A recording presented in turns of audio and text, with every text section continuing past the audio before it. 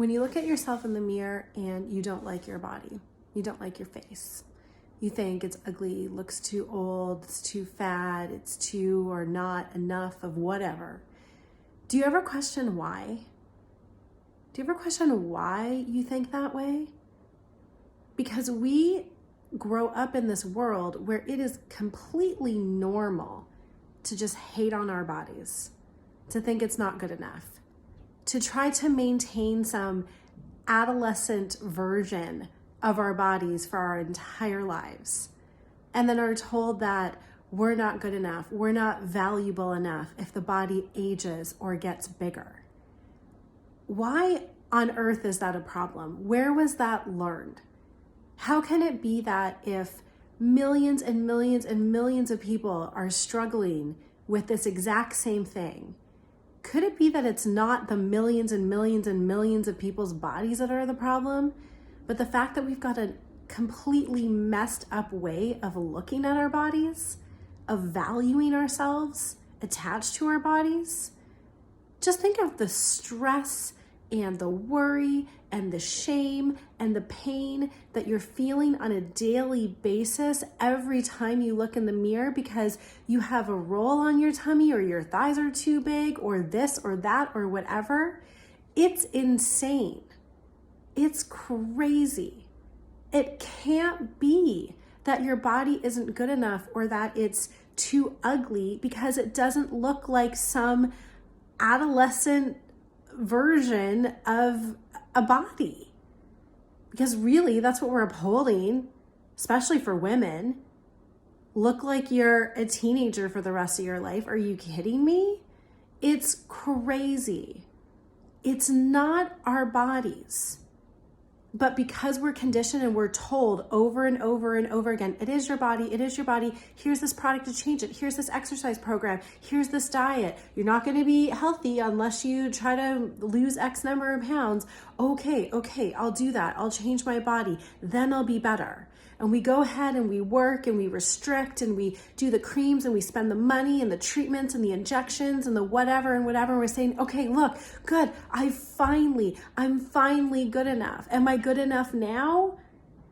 And we might feel that for a moment. And we get the compliments from other people that say, oh my God, you look amazing. You look gorgeous. And we think, okay, good for now. But now I have to keep it.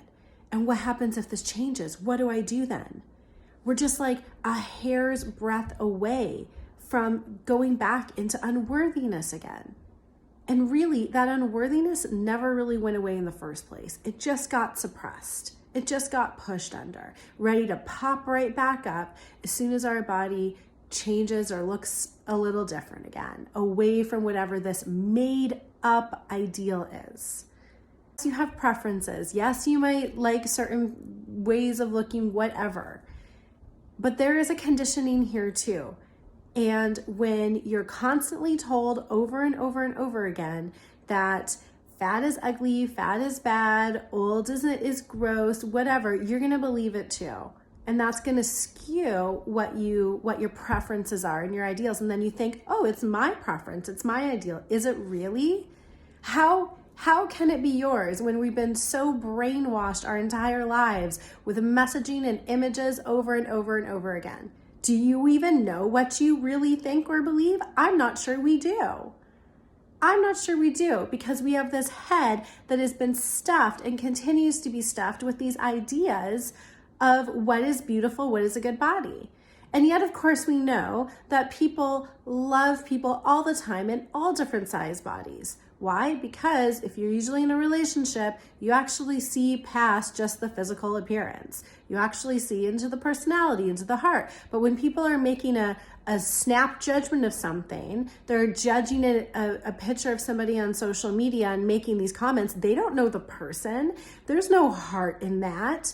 They're just their mind is comparing this idea of what it's been told is a good, beautiful body and compares it to what they're looking at and then makes a snap judgment. And again, where are those preferences coming from? You can't say that it's just your own because we've been dumped with these images and messaging over and over and over in our lives. We have experiences from our loved one and family members who are shaming us for how we look because they've been shamed too. It's not the body. You'll never feel good enough by changing your body. It can't be the thing that makes you good enough. It can't, and it never will. We have to realize that we've been conditioned with these ideas that take us away from feeling okay in ourselves right here, right now. It is a removal process. It is not a changing process. And then we are able to actually pay attention to what feels good to us in our body and our lives. So we can do exercise, or we can eat in a certain way, or we can do whatever we want to do, not to try to manipulate our body so that it looks a certain way so that somebody thinks that we look good, but so that we can actually live our lives in a way that feels good. Aren't you tired? I am. It's not the body. It's not your body. It's not the 10 pounds you need to lose, or the 20 pounds, or whatever. It's not the wrinkle cream or the Botox or the whatever. It's not that. We've just been conditioned to believe that it is. When we start removing that, we can get to the core and realize, oh my God, I didn't even realize that I am okay right here, right now, as I am. Always have been and always will be.